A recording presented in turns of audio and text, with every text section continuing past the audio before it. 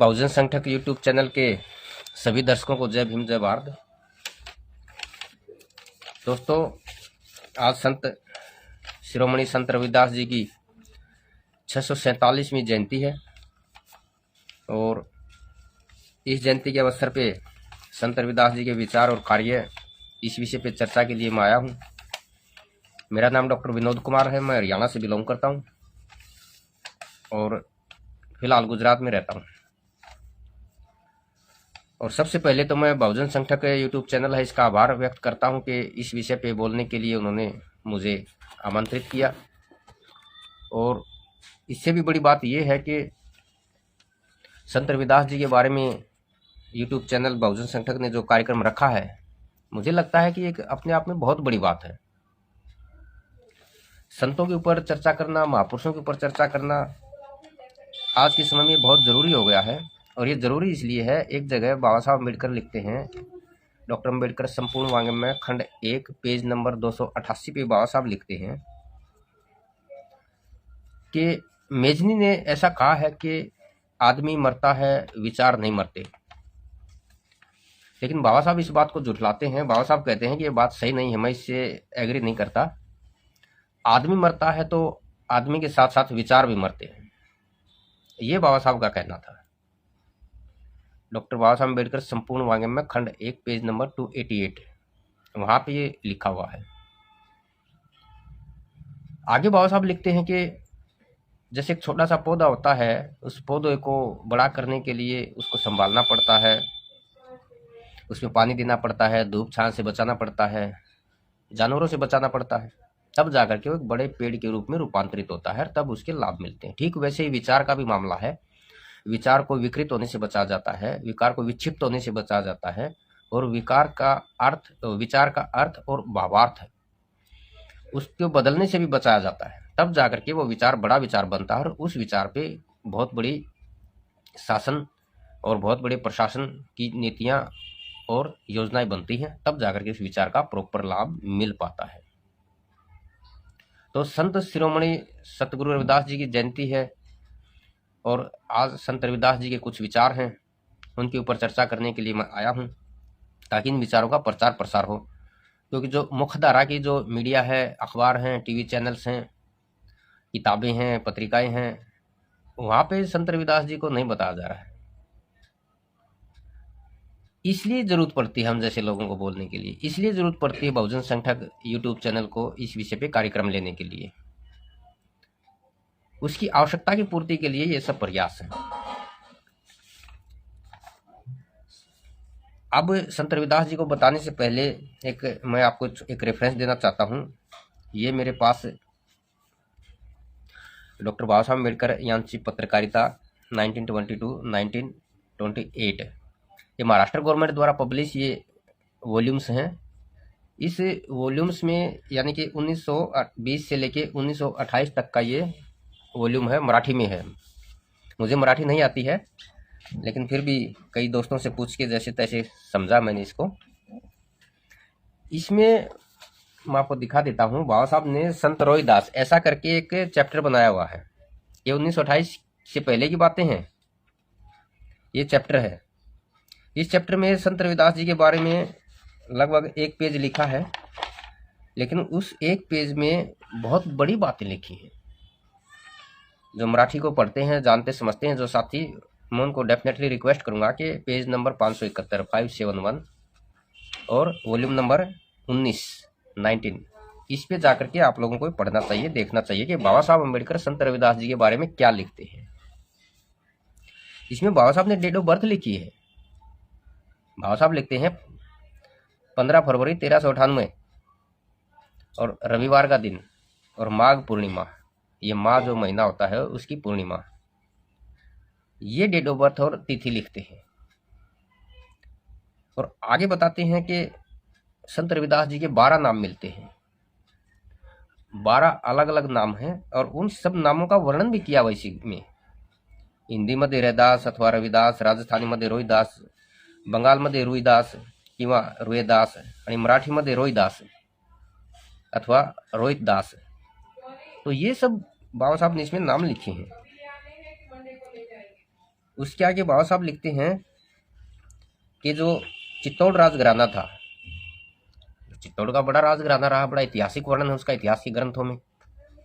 उसके बारे में लिखा कि उसकी जो रानी थी मीराबाई, और दूसरे जो वहाँ के संत होते थे पीपाजी महाराज, वो भी संत रविदास जी के अनुयायी थे, उनको फॉलो करते थे। और आगे बाबा साहब लिखते हैं कि दिल्लीचा सुल्तान सिकंदर लोधी यांचा सारख्यावार झाला आणि त्याचे शिष्य तो पत करेले। यानी कि दिल्ली का जो सुल्तान थे सिकंदर लोधी, वो भी संत रविदास जी के अनुयायी थे, संत रविदास जी को मानते थे। ये बाबा साहब ने लिखा है, किसी और दूसरे लेखक का नहीं मैं रेफरेंस दे रहा हूं, अभी दूसरे रेफरेंस बाद में आएंगे। अब दिल्ली का सुल्तान जिसको स्वीकार कर ले, जिसका सम्मान करता हूं, बाबा साहब जिसका सम्मान करते हो, जिस महापुरुष का, अब किसी की जरूरत बचती है? तो साथियों आगे बाबा साहब लिखते हैं, गुरु नानक और गुरु कबीर ये रविदास जी के समकालीन थे। सिख धर्म में मूर्ति पूजा नहीं है। वहाँ पे जो गुरुबाणी है, जो सिखों का पवित्र ग्रंथ है, उस गुरु ग्रंथ साहिब में रविदास के 40 पद समाहित किए गए हैं।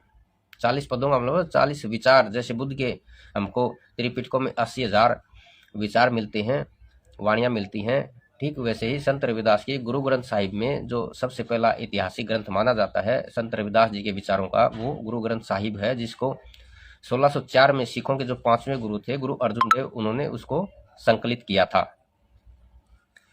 उसमें 40 विचार मिलते हैं। तो ये तो बाबा साहब ने जो राइटिंग एंड स्पीचेज है वॉल्यूम नंबर 19 है, उसका मैंने थोड़ा सा ये रेफरेंस बनाया है, उदाहरण दिए हैं। अब संत रविदास जी के कुछ विचारों के ऊपर चर्चा करते हैं।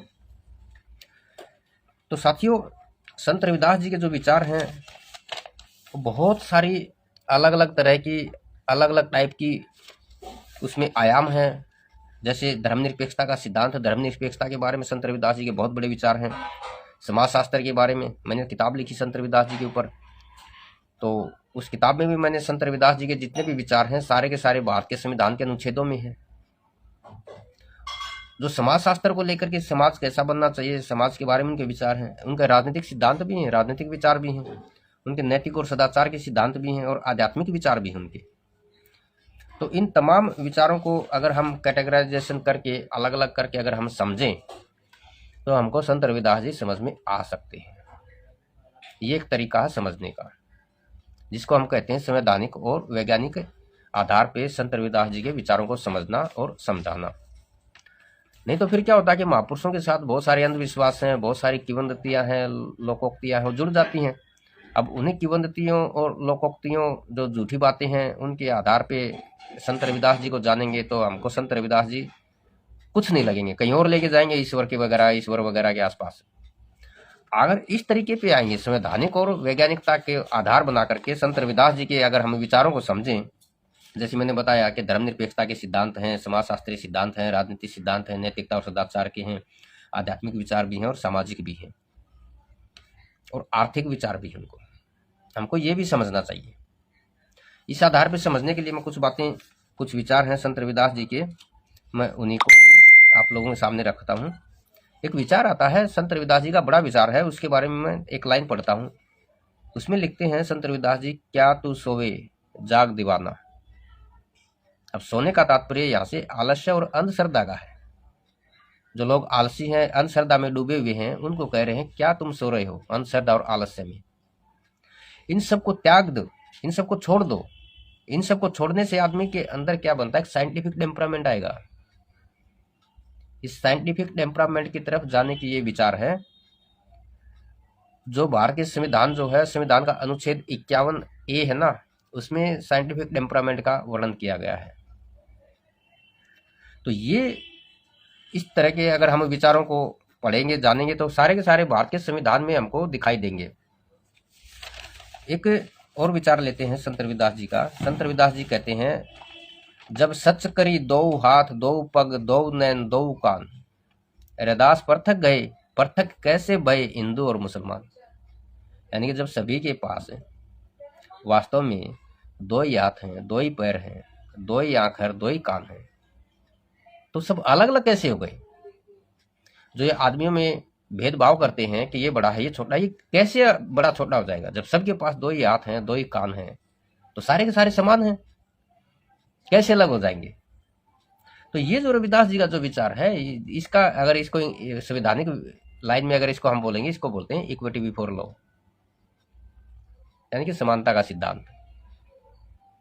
सब कुछ समान है तो कैसे अलग हो जाएंगे। ये समानता के सिद्धांत की बात करते हैं, और उनके समानता का सिद्धांत है वो नेचर से, जो प्रकृति है, प्रकृति से प्रेरित है, क्योंकि हाथ है, कान है, नाक है, ये सारे प्रकृति की देन हमारे शरीर में सभी को दिए गए हैं। तो प्रकृति के सिद्धांत के आधार पर सिद्ध करते हैं कि समानता का सिद्धांत है, सारे आदमी समान हैं। धर्मनिरपेक्षता की अगर हम बात करें, रविदास जी का एक विचार आता है, काबा काशी जानी नहीं, दोनों एक समान। काबा काशी जानी यही दोनों एक समान, मंदिर से कुछ घिन नहीं, मस्जिद से प्यार नहीं। अब हिंदू और मुसलमान की बातें करते हैं संत रविदास जी, विरोध भी करते तो इन्हीं का ही करते हैं, ये दो ही पार्टियों का करते हैं, क्योंकि तीसरी पार्टी इसमें थी नहीं भारत में, दो का ही करेंगे। ना सिख थे, ना पारसी थे, ना ईसाई थे, ना बौद्ध बचे थे उस समय तक, तो दो ही बचे थे, हिंदू और मुसलमान। अगर कोई तीसरी पार्टी उसमें होती तो डेफिनेटली उसके बारे में भी बोलते हो, थे ही दो ही। तो दोनों के बारे में कह रहे हैं कि काबा काशी जानी है दोनों एक समान, दोनों हमारे लिए तो बराबर है, कोई बड़ी बात नहीं है इसमें। मंदिर में कुछ नहीं, मंदिर से कुछ गिन नहीं, और मंदिर से कोई प्यार नहीं। यही में अल्लाह राम नहीं, कह रविदास विचार, दोनों में ना अल्लाह है ना राम है। मस्जिदों में थोड़े अल्लाह रहते हैं, मंदिरों में थोड़े राम रहते हैं। देखो आज के समय कितनी बड़ी प्रासंगिकता की बात कह रहे हैं कि ना मंदिर में राम बसे हैं और ना मस्जिद में अल्लाह है। 500 साल मतलब 647 साल पहले उनका जन्म हुआ है, लगभग 600 साल पहले के ये विचार हैं, लेकिन कितनी नूतनता लिए हुए हैं, कितने आधुनिक विचार हैं, आज भी लागू पड़ते हैं। ये जो मंदिरों में राम ढूंढते हैं उनके ऊपर कैसे वो कह रहे हैं उस समय। तो संत रविदास जी के जितने फॉलोअर हैं, जितने अनुयायी हैं, कम से कम उनको इस बात को तो स्वीकार करना ही चाहिए, जो ये मंदिरों का और जो मस्जिदों का ये जो खेल चलता है धार्मिक स्थलों का, ये कोई बड़ी बात नहीं है, इसकी तरफ नहीं जाना चाहिए लोगों को। आगे संत रविदास जी कहते हैं जीव हिंसा और प्राणी हिंसा का विरोध करते हैं। वो कहते हैं कि जीव हिंसा मत करो, मत करो मदिरापान, रैदास के हरि सरोव में ये निश्चित कर जा। वो कहते हैं कि जीव हिंसा मत करो, मत करो मदिरापान, नशे से दूर रहने की कह रहे हैं। और रैदास का हरि सरोव में, हरि का मतलब होता प्रकृति, नेचर है, चेतना, जिसको आज के रूप में कह सकते चेतना, और इंग्लिश में इसको कहते हैं तो एनर्जी। सभी में एनर्जी है, सभी में चेतना है, सभी में हरि है, ये निश्चय कर जान, सभी को पता होना चाहिए। मदिरा का विरोध करते हैं। आगे क्या कहते हैं, रैदास मदिरा क्या पीजिए जो चढ़ी चढ़ी उतराए, नाम महारस पीजिए जो एक बार चढ़े सो ना उतराए। वो कहते हैं कि मदिरा क्या पीते हो तुम लोग, इस शराब पीना बुरी बात है, इसकी जगह नाम महारस पीजिए। नाम महारस का मतलब है कि महापुरुषों की शिक्षाओं को ग्रहण कीजिए। एक बार महापुरुषों की शिक्षाओं में जो रंग गया, उसमें ओतप्रोत हो गया, तो फिर वो एक बार जिसको चढ़ जाती है ना, जिंदगी भर वो नशा उतरता नहीं है। जिंदगी भर वो चीजें हैं दिमाग, मन, मस्तिष्क में, आदमी में छा जाती हैं। फिर उसको शराब वाले नशे की जरूरत नहीं रहती, जो महापुरुषों के सच नाम का नशा कर लेता है। सच नाम, इसको भी बताना जरूरी है। बुद्ध के पाली साहित्य में और हिंदी साहित्य में बुद्ध के 100 नाम मिलते हैं, 100। और लिस्ट दी हुई राहुल सांकरत्यान ने जो बुद्ध चर्या ग्रंथ लिखा उसमें भी लिखे हैं। सच नाम जो है ये बुद्ध का ही एक नाम है। तो रैदास जी वही कह रहे हैं, नाम महारस पीजिए। नाम मतलब सचनाम, इसी के बारे में कह रहे हैं। तो साथियों, इस तरह संविधान का अनुच्छेद 47 है, उसमें ये सब बातें दी गई हैं जो मैं बता रहा हूँ आपको। और प्राणी हिंसा का जो निषेध कर रहे हैं कि जीव हिंसा मत करो, ये तो पानातिपाता वेरमणि वही बुद्ध की वाणी है। पानातिपाता वेरमणि सीखा पदंग समाधियामी, और ये संविधान के अनुच्छेद 48 में है। वहां पे जो दुधारू पशु हैं और गौ हत्या के बैन किया गया उसमें। वहां पे जीव हिंसा का मतलब सिर्फ और सिर्फ आदमियों से नहीं है। जीव हिंसा का मतलब है पेड़ पौधे, पशु पक्षियों से भी है, कि उनमें भी जीव होते हैं, पेड़ पौधे हैं। अब जीवों की हत्या नहीं कर सकते, पशुओं की हत्या नहीं कर सकते। और जैसे आप तो कानून बन गए हैं, पेड़ पौधे होते हैं उनमें भी जीव होता है, जो हरे पेड़ पौधे हैं उनको नहीं काट सकते। और जीव हत्या के बारे में एक छोटा सा उदाहरण और मैं देना चाहूँगा। अब 2002 की बात है, जोधपुर के जंगलों में सलमान खान, एक इंटरनेशनल पर्सनालिटी दुनिया की, उसने वहाँ पे एक ऐसा आरोप लगाया जाता है कि उसने एक हिरन का मर्डर कर दिया था वहाँ। अब इतनी बड़ी पर्सनैलिटी, इतनी बड़ी हस्ती देश की, 22 साल हो गए, आज तक पीछा नहीं छूटा है सिर्फ एक जीव की हत्या करने का, सिर्फ एक हिरन की हत्या करने का, क्योंकि कानून बन गए इसके ऊपर। और कानून बनने से देखो इतने बड़े लोग हैं वो भी फंस जाते हैं। नहीं तो हमारे तो देश में ऐसा रहा कि कितने दलितों का, अछूतों का मर्डर कर देते हैं, लोगों को मार देते हैं, तो भी लोगों का कुछ नहीं बिगड़ता। लेकिन कानून बन गए, संविधान आ गया, संविधान आ गया, कानून बनने से अब एक हिरन की हत्या करने की वजह से भी एक इतनी बड़ी पर्सनैलिटी, इतना बड़ा आदमी है, वो भी कानून के डंडे के नीचे आया। तो साथियों, इस तरह ये संत रविदास जी के जो विचार हैं, देखते हैं कि हम कितने प्रासंगिक हैं, कितने आधुनिक हैं। भले वो 600 साल पुराने हैं, लेकिन आज भी वो प्रासंगिक हैं। महापुरुषों के विचार कभी पुराने नहीं होते। किसी भी बुद्ध का विचार उठाइए, कबीर का विचार उठाइए, नानक का उठाइए, महावीर का उठाइए, कोई भी विचार लीजिए, आज भी वो लागू पड़ता है। जितना उस समय प्रासंगिक था उतना ही आज भी प्रासंगिक है। एक रविदास जी का और विचार लेते हैं। जात जात के फेर मई फंसे रहे सब लोग, मानुषता को खात है कह रहे दास जात का रोग। यानी कि कास्टिज्म जो है, कास्टिज्म के विरोध में बोल रहे हैं कि जाति जाति के फेर में सब लोग फंसे पड़े हैं। जो जातिवादी के फेर में फंसे रहेंगे तो इससे इंसानियत खत्म होती है, मनुष्यता खत्म होती है। ये संत रविदास जी समझा रहे हैं और यही विचार बाबा साहब लिख रहे हैं कि जब तक जातियां इस देश के अंदर रहेंगी तब तक ये देश राष्ट्र नहीं बनेगा। हजारों जातियों में बड़ा हुआ कोई देश कैसे राष्ट्र बन सकता है? यहाँ लोगों की जाति के प्रति निष्ठा, देश के प्रति निष्ठा कम है। अगर देश के प्रति निष्ठा बनानी है तो जाति की निष्ठा को खत्म करना होगा। जाति राष्ट्र विरोधी है, ये बाबा साहब लिख रहे हैं। और यही संत रविदास जी 600 साल पहले कह रहे थे जातिवाद के विरोध में। तो महापुरुषों के विचार समय, काल और स्थान के अनुसार भाषा बदल जाती है, लेकिन उनके भावार्थ सेम रहते हैं। शब्द बदल जाते हैं लेकिन उनका भावार्थ वही रहता है। वो बाबा साहब 600 साल बाद लिखते वही बातें, 600 साल पहले रविदास जी वही बातें कह रहे हैं। और ये संविधान के अनुच्छेद 15 में आ जाता है, जाति और लिंग के आधार पर कोई भेदभाव नहीं करेगा। ये बात के संविधान में भी है।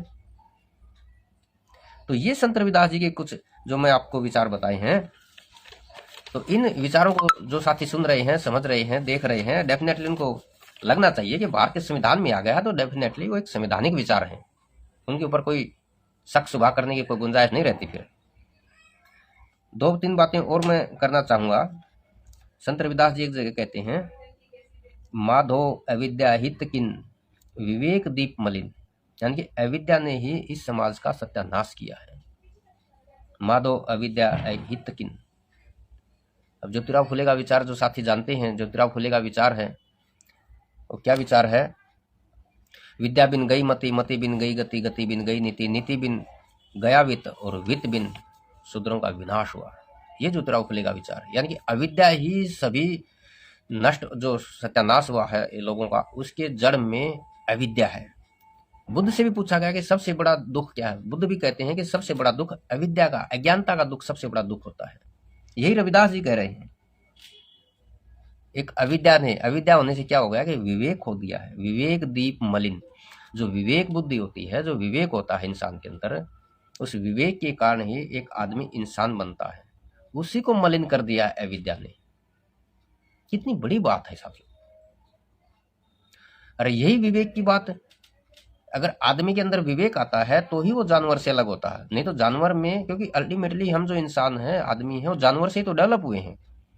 अब जानवर से डेवलप होने में, जानवरों में एक ही अंतर है, हमारे पास विवेक बुद्धि है, जानवर के पास विवेक बुद्धि नहीं होती। और उसी विवेक की बात संत रविदास जी करते हैं। और विवेक का जो दीप है वो कैसे मैला हुआ है, कैसे वो खत्म हुआ है? अविद्या से हुआ है, जिसके ऊपर ज्योतिराव फुले बड़ा जोर देते हैं, अविद्या को। तो ये होते हैं महापुरुषों के विचारों में समानता और सामंजस्यता। एक संत रविदास जी का एक और विचार आता है।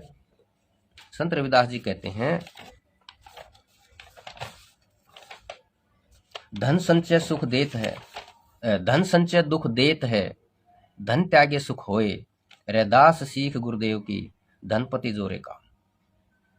यानी कि धन संचय, पूंजीवादी इकट्ठा करना, पूंजीवादी, इसका विरोध करते हैं पूंजीवाद का। लोग समझते हैं कि मार्क्सवादियों ने सबसे पहले दुनिया में पूंजीवाद का विरोध करने की थ्योरी दी। नहीं, उससे पहले तो संत रविदास जी दे रहे हैं। और संत रविदास जी पहले बुद्ध ने कहा है, भिक्षुओं को क्या था, भिक्षुओं के लिए तो नियम था ये कि वो धन संचय नहीं कर सकते, संपत्ति का इकट्ठा नहीं कर सकते, भिक्षुओं के लिए तो नियम था। और ये संत रविदास जी कहते धन संचय दुख देखते हैं। दुनिया समझती है कि जो पूंजीवाद के खिलाफ जो आवाज उठाई है वो सबसे पहले कार्ल मार्क्स ने उठाई है। कार्ल मार्क्स ने उसको फैलाया, बढ़ाया, बहुत सारे लोगों को अवगत कराया और वो सक्सेस भी हुआ उनका थ्योरी। लेकिन ये नहीं कह सकते कि आवाज दुनिया को पूंजीवाद का विरोध करने का जो श्रेय कार्ल मार्क्स को जाए, कार्ल मार्क्स ने दुनिया को सिखाया। उससे पहले संत रविदास जी कार्ल मार्क्स से 500 साल पहले कह रहे हैं धन संचय सुख देत है और दुख देत है, धन संचय बुरी चीज है, गलत है, इससे दुख ही फैलेगा सोसाइटी में, समाज में, देश में, जहां धन का संचय होगा। तो साथियों इस तरह हम ये एक प्रकार की जो समाजवाद जिसको हम कहते हैं समाजवाद है ये, यानी कि धन का संचय नहीं होना चाहिए, धन का वितरण होना चाहिए। जो धन का मतलब धन नहीं होता, धन का मतलब संसाधन भी होता है। धन का मतलब जितने भी प्रकार के हमारे सार्वजनिक हैं, प्राकृतिक हैं और होममेड जितने भी संसाधन है, साधन है, उन सब का लोगों में वितरण होना चाहिए। यही समाजवाद है, इसी को समाजवाद कहते हैं। संत रविदास जी का एक और विचार लेते हैं। संत रविदास जी कहते हैं पराधीनता पाप है जान ले हुरे मीत, पराधीन नर संग करे ना कोई प्रीत। यानी ये गुलामी जो है, पराधीनता, चाहे वो आर्थिक पराधीनता हो, चाहे सामाजिक पराधीनता हो, चाहे राजनीतिक पराधीनता हो, चाहे सांस्कृतिक पराधीनता हो, किसी भी प्रकार की पराधीनता है वो पाप है। और पराधीन के साथ यानी गुलामों के साथ कोई भी प्यार प्रेम नहीं करता। बाबा साहब ने एक जगह लिखा है कि हम अछूतों के साथ कोई भी अच्छा व्यवहार नहीं करता, हम अछूतों का कोई भी सहयोगी नहीं बनता। और बाबा साहब ने इसका समाधान भी बताया। बाबा साहब भी वही बात लिख रहे हैं जो संत रविदास जी कहते हैं, पराधीनों गुलामों के साथ कोई भी प्यार प्रेम का भाव नहीं रखता, गुलामों से सब नफरत करते हैं, सब घृणा करते हैं। और ये जो गुलामी की जो विरोध में जो संत रविदास जी बात कर रहे हैं, ये संविधान का अनुच्छेद 30 है। संविधान का अनुच्छेद 30 जो मूल अधिकार है, इसको कहते हैं शोषण के विरुद्ध अधिकार। ये सारी की सारी वाणी, सारे के सारे विचार भारतीय संविधान में मूल अधिकार है ये। और इसी में लिखा मानव के दुर्व्यापार और बलात् श्रम यानी कि बेगार प्रथा है, उसका निषेध किया गया संविधान में। तो डेफिनेटली संत रविदास जी को बाबा साहब अम्बेडकर ने बहुत अच्छे से पढ़ लिया था, जान लिया था। रैदास कह हरि बसन को बस दो सुख ठाऊं, एक सुख स्वराज में दूजा सुख मर गट गाऊं। ये संत रविदास जी का विचार है। देखो इसको व्याख्या करते हैं इसकी। रैदास कह हरि बसन को बस दो सुख ठाऊं, रविदास जी कहते हैं कि रहने के लिए, बसने के लिए सिर्फ दो ही जगह हैं, एक सुख स्वराज में, स्वराज का मतलब खुद का राज्य, प्रतिनिधित्व हो सभी का, सभी की भावनाओं का, सभी के मुद्दों का, सभी के विचारों का और सभी की इच्छाओं आकांक्षाओं का और सभी के लोगों का प्रतिनिधित्व हो, एक सुख स्वराज में, उसको स्वराज कहते हैं संत रविदास जी। और दूसरा सुख मरगट गांव, स्वराज को इंग्लिश में कहते हैं होम रूल। हम लोगों को इतिहास की किताबों में पढ़ा गया कि होम रूल के जनक भारत में श्रीमती एनी बेसेंट और बाल गंगाधर तिलक है। ये तो 1916 में आते हैं, तो 1916 में उनका होम रूल का आंदोलन शुरू होता है। तिलक से 500 साल पहले स्वराज के जनक तो संत रविदास जी हैं, जिन्हें स्वराज की मांग उठाई कि स्वराज होना चाहिए हमारा, स्वराज की डिमांड करते हैं वो। और स्वराज की जो बात करते हैं छत्रपति शिवाजी महाराज से भी जोड़ते हैं, उन्होंने भी स्वराज की डिमांड उठाई, संत रविदास ने भी उठाई, एनी बेसेंट ने भी, तिलक ने भी। ये स्वराज की डिमांड जो संत रविदास जी इन सबसे 500 साल पहले इस चीज की डिमांड रखते हैं। तो साथियों जो संत रविदास जी के फॉलोअर हैं, अनुयायी हैं, उनको कम से कम इस बात का दावा ठोकना चाहिए कि इस देश के अंदर स्वराज के जनक ना छत्रपति शिवाजी महाराज है, ना तिलक है, ना एनी बेसेंट है, संत रविदास है। बोलना चाहिए खुल करके। अरे है ये, रैदास कह हरि बसन को बस दो सुख ठाऊं, एक सुख स्वराज में दूजा सुख मर गट गाऊं। तो साथियों जब इतने बड़े फलक पे, इतने बड़े परिप्रेक्ष्य में जब हम अपने महापुरुषों के विचारों को बताएंगे, प्रचार करेंगे, तो डेफिनेटली उनका प्रचार प्रसार इसी वे में होना चाहिए, क्योंकि इसी वे की वो विचार हैं। ये तो पता नहीं लोगों ने लोकोक्तियों के आधार पे, किंवदंतियों के आधार पे इतने बड़े महापुरुषों के इतने क्रांतिकारी विचारों को कहां से कहां ले जाते हैं, ईश्वर में, आत्मा में, परमात्मा में, वहां संत रविदास जी के विचारों को घुसा देते हैं, घुसा करके सारे संत रविदास के विचारों को खराब कर देते हैं। तभी तो बाबा साहब का विचार बड़ा काम का विचार है कि विचार की सुरक्षा करनी होती है, विचार को बचाना होता है। जैसे पौधे को खाद पानी देना होता है, पौधे को गाय ना चर जाए, बकरी ना चर जाए, विकृत ना हो जाए, रोग ना लग जाए, ठीक वैसे ही विचार को बचाना होता है। तो जितने भी साथी जो इस वीडियो को सुन रहे हैं या बाद में सुनेंगे, मेरी उन सबसे रिक्वेस्ट यही है कि किसी भी महापुरुष के विचार को बताने के लिए दो कसौटी हमारे पास होनी चाहिए, एक वैज्ञानिकता कसौटी और दूसरी संवैधानिकता। वैज्ञानिकता और संवैधानिकता की कसौटी पे खड़े होकर के जब आप महापुरुषों के विचारों का प्रचार प्रसार करेंगे तो डेफिनेटली आप कहीं नहीं फंसोगे, कहीं पर भी बोल सकते हो। कोरोना के समय में मैंने संत रविदास जी के ऊपर एक सेमिनार किया था, मध्य प्रदेश सेंट्रल यूनिवर्सिटी सागर डिस्ट्रिक्ट में सेंट्रल यूनिवर्सिटी। जब मैं संत रविदास जी के विचारों को बता तो बड़े हैरान रह गए वो भी, कि इतने बड़े विचार हैं, इतनी बड़ी बातें हैं। हम तो समझते थे कि ये छोटी मोटी समाज सुधार की बातें हैं। अरे समाज सुधार नहीं, समाज परिवर्तन और समाज को बनाने वाली बातें हैं ये। एक अमेरिका की शोधार्थी गेल ओम्बर्ट ने सीकिंग बेगमपुरा एक ग्रंथ लिखा, किताब लिखी है रविदास जी के ऊपर। सतभाष्यदास ओशो ने भी किताब लिखी है रविदास जी के ऊपर। ओशो का बड़ा अच्छा काम है संत रविदास जी को लेकर के, और गेल ओम्बर्ट का भी बड़ा काम है सीकिंग बेगमपुरा।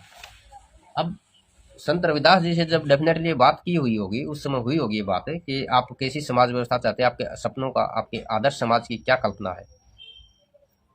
ये बाबा साहब से भी हुई थी। बाबा साहब ने भी लिखा कि मेरा आदर्श समाज वो है, बाबा साहब लिखते हैं, जिसमें समता, स्वतंत्रता, बंधुता और न्याय का बोलबाला हो। समता, स्वतंत्रता, बंधुता, इन 4 सिद्धांतों पे समाज खड़ा होगा, वो मेरा आदर्श समाज है।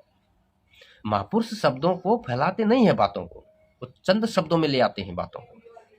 बाबा साहब एक लाइन में बता देते ऐसा समाज चाहिए मुझे। और संत रविदास जी से जब पूछा गया होगा कि आपको कैसा समाज चाहिए, कैसे समाज की आप कल्पना करते हैं, तो संत रविदास जी एक लाइन की बजाय एक शब्द में ले आते हैं इसी बात को।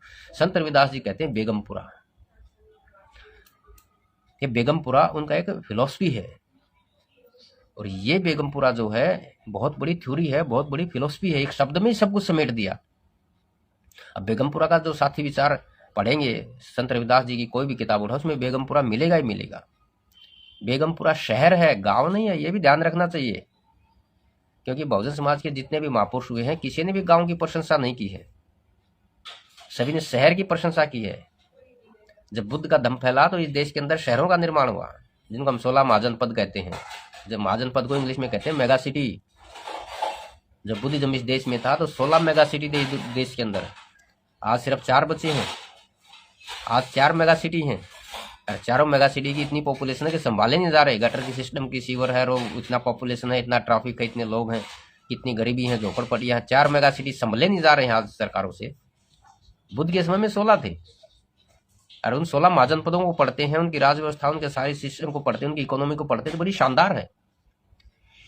तो जैसे बहुजन महापुरुषों के बारे में कोई भी विचार आएगा तो डेफिनेटली उसमें गांव का वर्णन नहीं मिलेगा। बाबा साहब भी कहते हैं, अछूतों को समझा रहे थे कि गांव को छोड़ करके शहरों में आओ।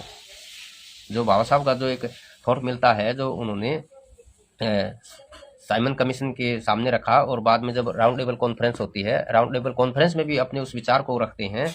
उस विचार का नाम है सेपरेट सेटलमेंट। ये सेपरेट सेटलमेंट जो बाबा साहब कह रहे हैं, सेपरेट सेटलमेंट का मतलब ही शहरों में बसना है, अलग पृथक वसाहत। पृथक वसाहत गाँव में नहीं है, वो शहर में पृथक वसाहत है। तो यही संत रविदास जी कह रहे हैं, बेगमपुरा शहर को ना कोई दुख, ना कोई टैक्स, ना कोई वहाँ पे कोई रोग है, ना कोई भेदभाव है। इस तरह का वो एक बड़ा विचार है। उसमें 20-25 लाइनें हैं। साथियों को किताब में जो संत रविदास जी की जीवनी हर जगह मिलता है, वो पढ़ना चाहिए एक बार उसको।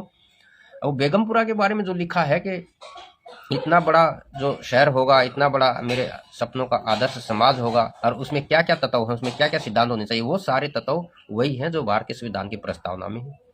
वही सारा बेगमपुरा का जो थ्योरी है, वही यूएनओ का जो चार्टर है, यूएनओ के चार्टर का जो पहला ही आर्टिकल देखोगे, वही बेगमपुरा उसमें भी है।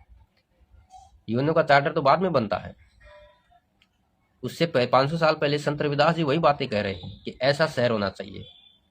और उसमें जो सिद्धांत और तत्व दिए गए हैं, वही सारे सिद्धांत और तत्व यूएनओ के चार्टर में है, वही सारे सिद्धांत और तत्व भारतीय संविधान में भी है।